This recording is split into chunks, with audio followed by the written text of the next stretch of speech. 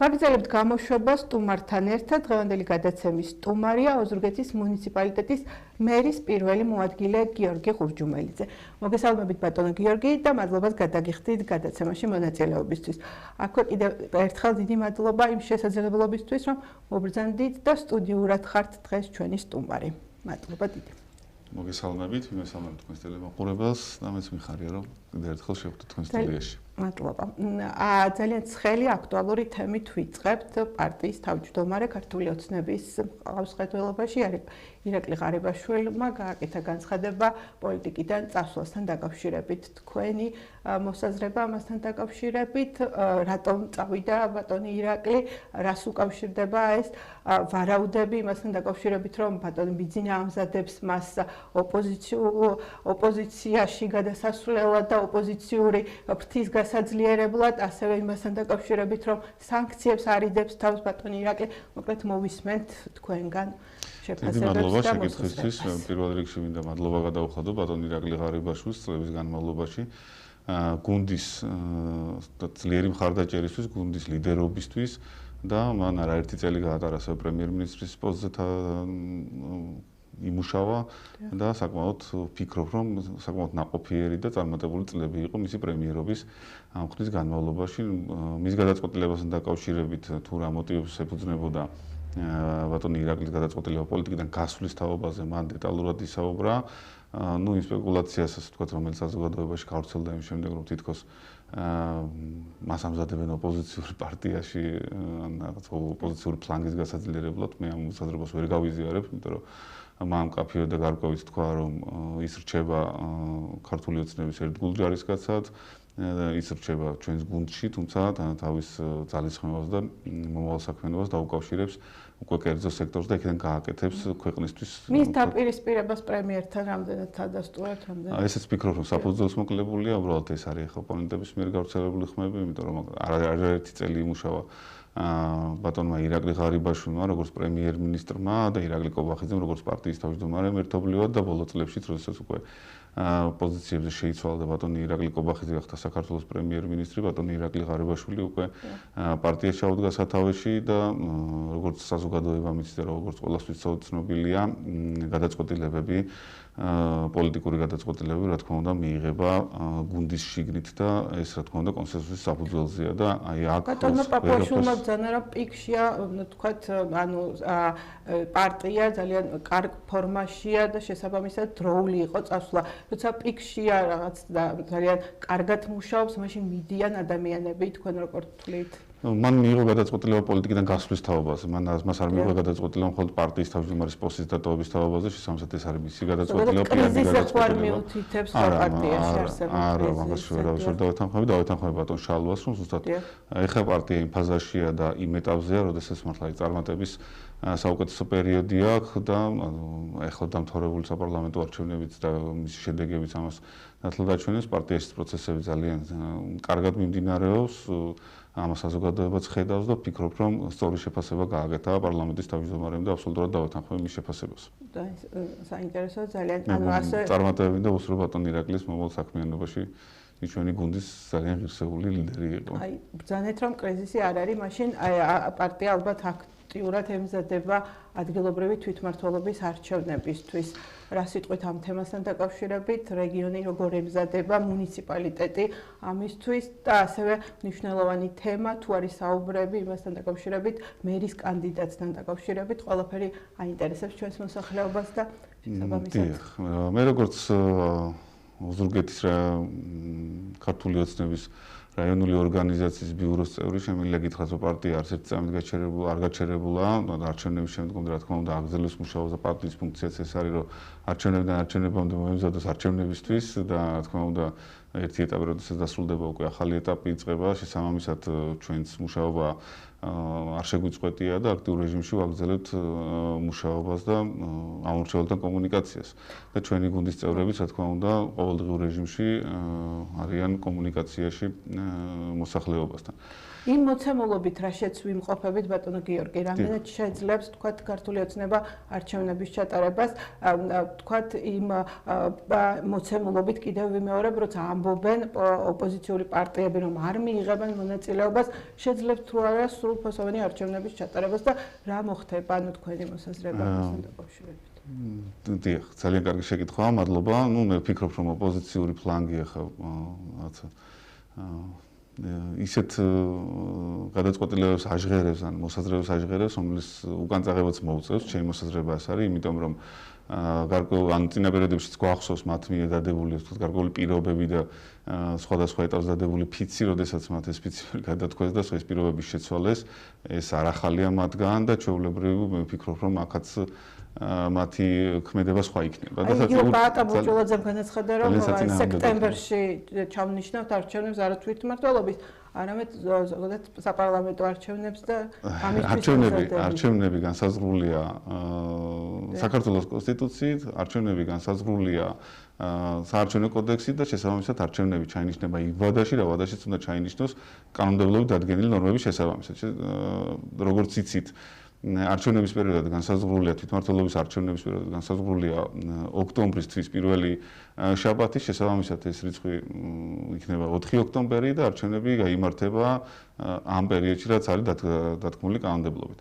კიდევ ერთხელ გამეორდები ოპოზიციას, მე ურჩევდი, რომ მოემზადონ, მიაბამენ რაღაც სხვადასხვა არგუმენტებს, მოიფიქრებენ, რომელთაც ეცდებიან მიზეზი მონახონ არჩევნებში არ მონაწილეობის, ურჩევლობთან ახლოს მივიდნენ, იმუშაონ და ნახონ რა შედეგებს მიიღებენ. აი თქვენგანაც ხო არ მოდის მზაობა იმისა, რომ მიიღო ერთიანმა ნაციონალურ მოძრაობამ, ანუ ოპოზიციას გულისხმობ მონაწილეობას იმ კუთხით, რომ თქვათ საგამოძიებო კომისია მუშაობს პარტიის აკრძალვასთან დაკავშირებით და საკონსტიტუციო სარჩელსაც ამზადებთ და შესაბამისად ამ განაცხადი იმასთან დაკავშირებით, რომ აძლევთ შანსს ნაციონალურ მოძრაობას მიიღოს მონაწილეობა თვითმმართველობის არჩევნებში. არა, დღევანდელი მოცემულობით, რა მოცემულობაც არის შექმნილი, მე პირველ რიგში ვის მინდა გაუსვა ხაზი, რომ ვერ დაგეთანხმებით იმ შეფასებაში ან მოსაზრებაში, რომ საგამოძიებო კომისია იმიტომ შექმნილი, რომ აიგზავნოს ნაციონალური მოძრაობა ან რომელიმე სხვა პარტია, აქ ფაქტების დაყრდნობით უნდა მოხდეს, რა თქმა უნდა, ყველაფერი, მაგრამ დღევანდელი მოცემულობით და კომისიის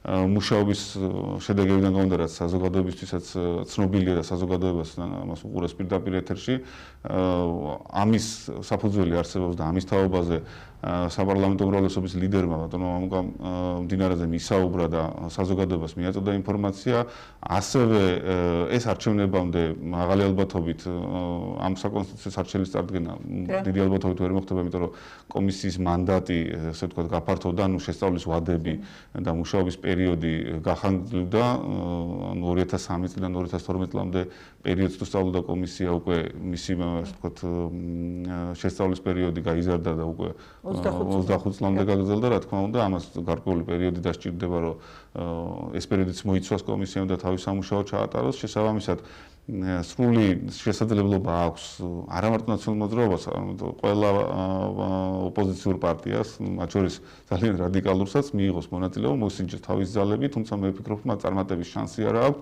და შესაბამისად აგრეთვე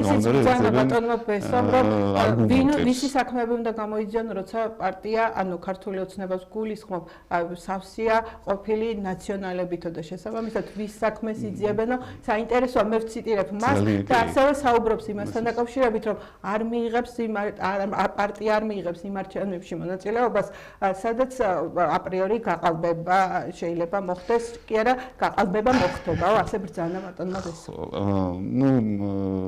აქ რა შემიძლია თქვა, ანუ კომისია გამოიძიებს, საგამოძიებო კომისია იმუშავებს ყველა იმ საკითხზე და ყველა იმ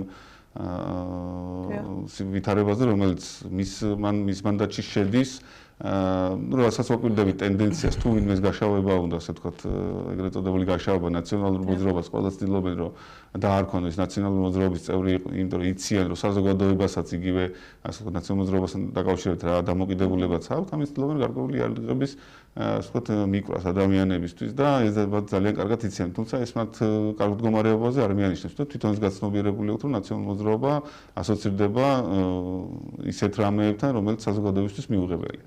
და კარგია ბატონი ბესოს თუმას აღიარებს და თუმას ხაზს უსვამს.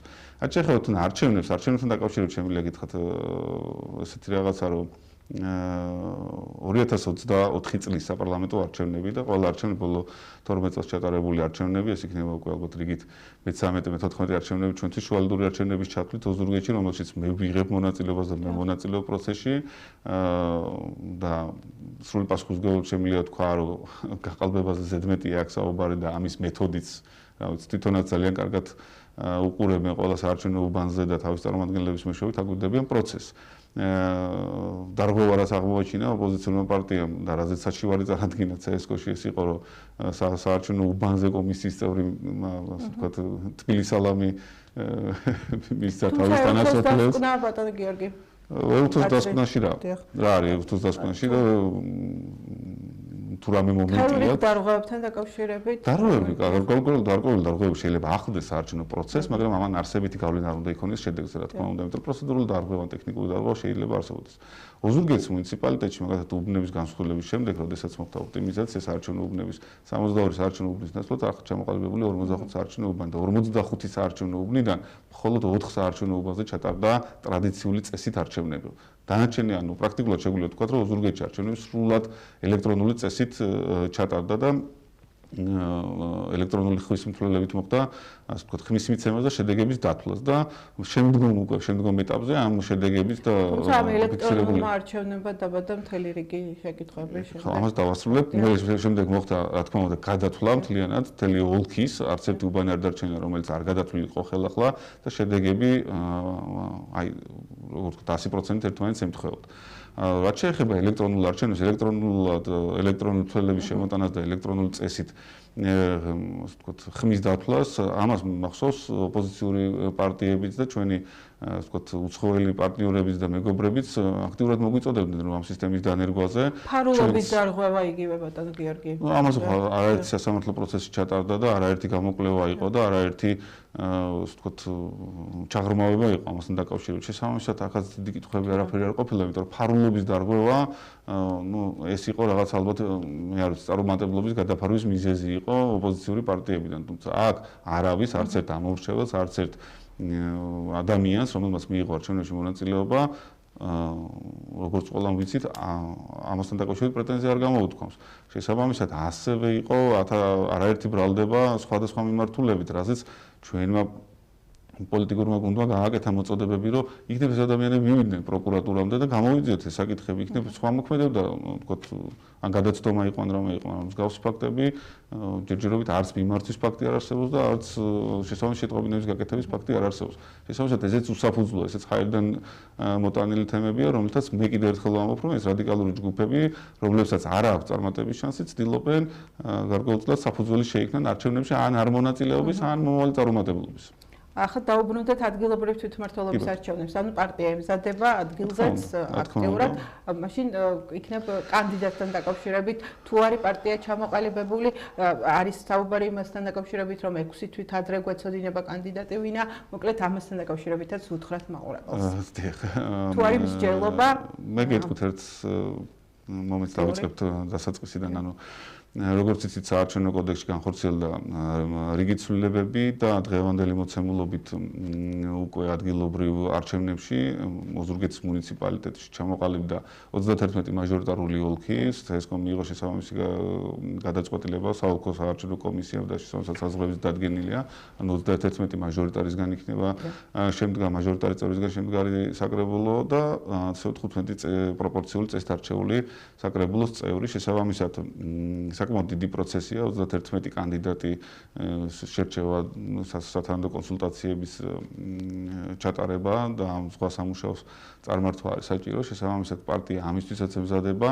რაც შეეხება კანდიდატს, მე ვფიქრობ, რომ ოზურგეთს გავს დღეს ძალიან ღირსეული მერი, კანდიდატთან დაკავშირებით პოლიტიკური გუნდი მიიღებს გადაწყვეტილებას და ამასთან დაკავშირებით საზოგადოებას ახლა ის ბატონი ავთანდილი კეითს იქნება თქვენი კანდიდატურა წარდგენილი თუ რა ხდება? ნახოთ, ამაზე პოლიტიკური გუნდი მიიღებს გადაწყვეტილებას და შესაბამისად საზოგადოებას როგორც წესი, ჩვენი პოლიტიკური გუნდი პოლიტიკური საბჭოს გადაწყვეტილებას უკვე აწვდის საზოგადოებას. რაც შეეხება 6 თვით ადრე კანდიდატის წარდგენას, საკანონმდებლო ვადების მიხედვით უკვე 5 თვეა კანდიდატის წარდგენამდე დარჩენილი და ნახოთ, არ დააგვიანდება საუბრობთ დიდი დრო და საზოგადოებისთვის იქნება ცნობილი. თუმცა დარწმუნებული ვარ, რომ ჩვენს პარტიას როგორც ყოველთვის ეყოლება ღირსეული კანდიდატი. და ასევე ძალიან მნიშვნელოვანი თემა სტიქია, რომელიც თებერვალში თოვლის სახით დაატყდა ჩვენს მხარეს და კონკრეტულად ჩვენს მუნიციპალიტეტს. ანუ სალიკვიდაციო სამუშაოები რა ფაზაშია, რა მდგომარეობაშია, რა ზარალი მიედგა ადამიანებს, რა ტიპის დახმარებები იცემა, რამდენი ადამიანია დაზარალებული. ამასთან დაკავშირებით მიცეთ ინფორმაცია. მადლობა ამ შესაძლებლობის საზოგადოება შეგვიძლია ამის თავაზეც მივაწოდოთ ინფორმაცია. საკმაოდ მასშტაბური სტიქია იყო და მე თქვენი ეთერითაც მინდა ვისარგებლო და მადლობა გადავუხადო ყველა იმ სახელმწიფო სტრუქტურას, თუ კერძო ორგანიზაციას, თუ ფიზიკურ პირებს, რომლებიც მაქსიმალურად ჩართულები იყვნენ ამ პროცესის მართვაში და ადამიანების დახმარების საკითხში. საკმაოდ დიდი ძალისხმევა დასჭირდა ამ სტიქიის, ვთქვათ, სტიქიასთან გამკლავებას, დიდი ძალისხმევა დაიხარჯა და საკმაოდ დიდი მხარდაჭერა ჰქონდა ჩვენ საქართველოს მთავრობისგან, იცით რომ პრემიერ-მინისტრი პირადად იყო ბატონი ირაკლი კობახიძე საგანგებო შტაბის მუშაობაში ჩართული და ხელმძღვანელობდა საგანგებო შტაბს, ადგილზე იმყოფებოდა საქართველოს პრეზიდენტი, საგანგებო სიტუაციების მარცხნივ და სწრაფო სამედიცინო დახმარების ბრიგადები, ენერგოპრო ჯორჯიას თანამშრომლები არ მინდა გამორჩეს, იმიტომ რომ ძალიან ბევრი იშრომის ამ ადამიანებმა, ასევე ოფროუდის ფედერაცია, რომელიც აქტიურად იყო ჩართული ამ საკითხში და ყველა ის ადამიანი, ვინც საჯარო მოხელეები განსაკუთრებით მინდა მათაც მადლობა გადავუხადო, იმიტომ რომ ძალიან ბევრი იშრომეს და ბევრი იმუშავეს იმისთვის, რომ არც ერთი ადამიანი და არც ერთი ოჯახი არ დარჩენილიყო უყურადღებო და მაქსიმუმს აკეთებდნენ მათ დასახმარებლად. რაც შეეხება ზარალს დღის მდგომარეობით ოზურგეთის მუნიციპალიტეტის მერიაში დაფიქსირებულია მიტოლობასთან დაკავშირებით 4750-მდე განცხადება და ეს საკმაოდ დიდი ციფრია დამერწმუნებით.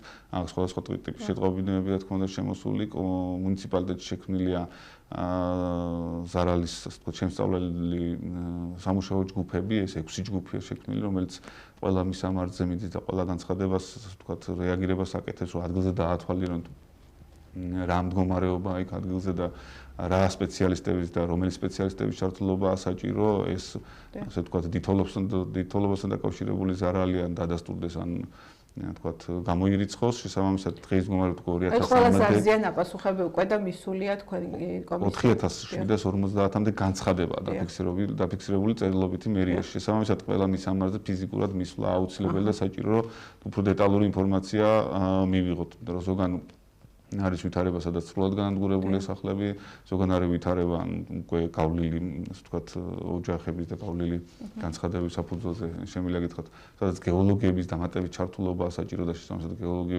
გეოლოგების ჯგუფებიც ჩართულები არიან ამ პროცესში და ასე ვთქვათ, ახდენენ ადგილზე შემოწმება სახლების და სათანადო რეკომენდაციების მიცემას თუ რა გადაწყვეტილების მიღების პროცესში რა უნდა იქნეს გათვალისწინებული დღის მდგომარეობით 2000-მდე განცხადებაზე უკვე არის რეაგირება მოხდენილი და ადგილზე ფიზიკური მისვლა ხდება შესაბამისად ამას გარკვეული დრო სჭირდება და მიმდინარეობს უკვე ზარალის დეტალური დათვლა. როგორც გავდივართ, წინასწარ ციფრებზე კიდე თავს შევიკავებდი საუფლისგან, აქ არის გადაწყვეტილება მისაღები რა ფორმით და რა მიმართულებით იქნება, ასე ვთქვათ, მხარდაჭერა ჩვენი მოსახლეობის და როგორც პრემიერ-მინისტრმა საქართველოს მთავრობის ხდომაზე განაცხადა, ყველა ის ოჯახი, რომელსაც ამის აუცილებელი საჭიროება არ დარჩება, რა თქმა უნდა, ხელისუფლების ყურადღების გარეშე და აუცილებლად მათ სათანადო ყურადღება მიექცევა და სათანადო დახმარებას აღმოუჩენთ.